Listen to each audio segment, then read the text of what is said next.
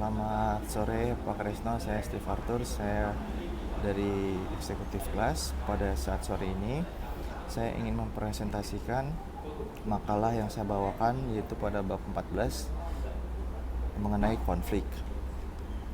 Definisi konflik, konflik seproses yang bermula ketika satu pihak merasakan bahwa pihak lain telah mempengaruhi secara negatif atau akan segera mempengaruhi secara negatif sesuatu yang menjadi kepedulian pihak pertama. Transisi dalam pemikiran konflik, banyak pemikiran telah menyatakan bahwa harus dihindari bahwa konflik menandakan adanya kesalahan fungsi kelompok. Kita menyebutnya sebagai pandangan tradisional. Aliran pemikiran pandangan hubungan manusia mengemukakan bahwa konflik adalah hasil yang tak terelakkan dalam setiap kelompok dan bahwa itu tidak perlu dianggap buruk, melainkan sebaliknya berpotensi menjadi kekuatan positif dalam menetapkan kinerja kelompok. Perspektif ketiga dan paling baru mengemukakan bahwa konflik tidak hanya dapat menjadi kekuatan positif dalam kelompok, tetapi juga secara eksplisit berargumen bahwa mutlak diperlukan sejumlah konflik agar kelompok dapat berkinerja secara efektif. Kita namakan aliran ketiga ini sebagai pendekatan intraksionis. Kita cermati tiap pandangan ini.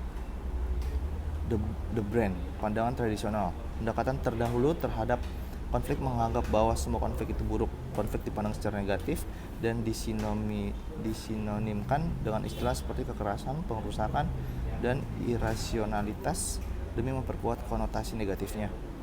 Konflik berdasarkan definisi memiliki sifat dasar merugikan dan harus dihindari. Kedua, pandangan hubungan manusia. Pandangan hubungan manusia menyatakan bahwa konflik merupakan peristiwa yang wajar dalam semua kelompok dan organisasi. Karena konflik itu bersifat tidak terelakkan, aliran hubungan manusia menganjurkan penerimaan konflik. Ketiga, ada pandangan interaksionis. Meski pendekatan hubungan manusia menerima konflik, pendekatan interaksionis mendorong konflik atas dasar bahwa kelompok yang kooperatif, tenang, damai, dan serasi cenderung menjadi statis, apatis, dan tidak tanggap terhadap kebutuhan akan perubahan inovasi.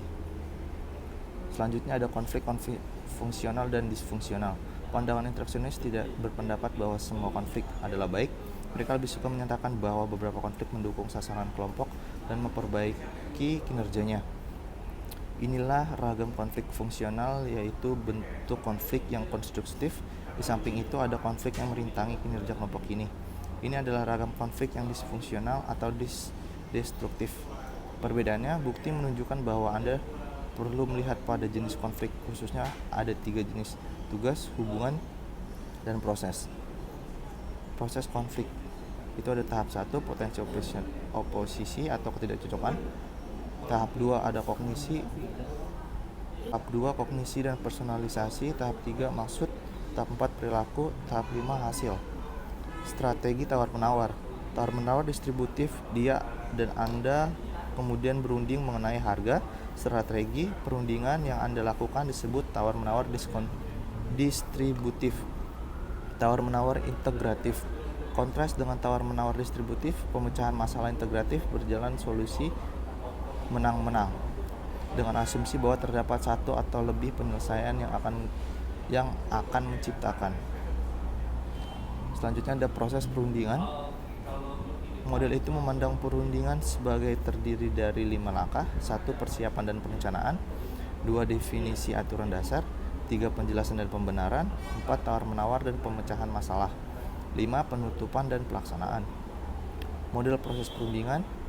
Persiapan dan perencanaan. Sebelum Anda mulai berunding, Anda perlu menyelesaikan pekerjaan rumah. Apakah sifat dasar konflik itu, bagaimana sejarah yang memicu perundingan ini, siapa yang terlibat, dan bagaimana mereka mempersepsikan konflik itu. Definisi aturan-aturan dasar. Setelah Anda menyelesaikan perencanaan Anda dan menyusun suatu strategi, Anda siap menetapkan aturan-aturan dasar dan prosedur dengan pihak lain mengenai perundingan itu sendiri. Penjelasan dan pembenaran. Bila pendirian awal telah dipertukarkan, Anda dan pihak lain akan menerangkan, menegaskan, memperjelaskan, memperkuat, dan membenarkan permintaan asli Anda. Tawar-menawar dan pemecahan masalah hakikat. Proses perundingan dengan proses aktual memberi dan menerima sebagai upaya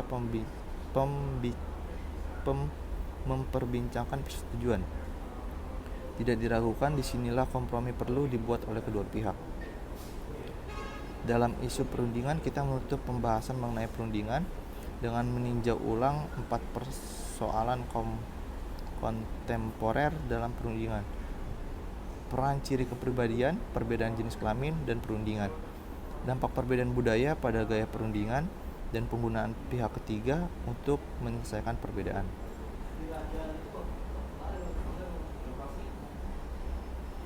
Berikut apa yang bisa saya sampaikan kepada Bapak sesuai dengan makalah yang saya kerjakan. Saya mau mengucapkan terima kasih atas waktunya, dan pada saat ini saya ingin memberitahu bahwa saya masih pada jam operasional saya, sebagaimana seperti schedule yang sudah saya share ke Bapak. Terima kasih.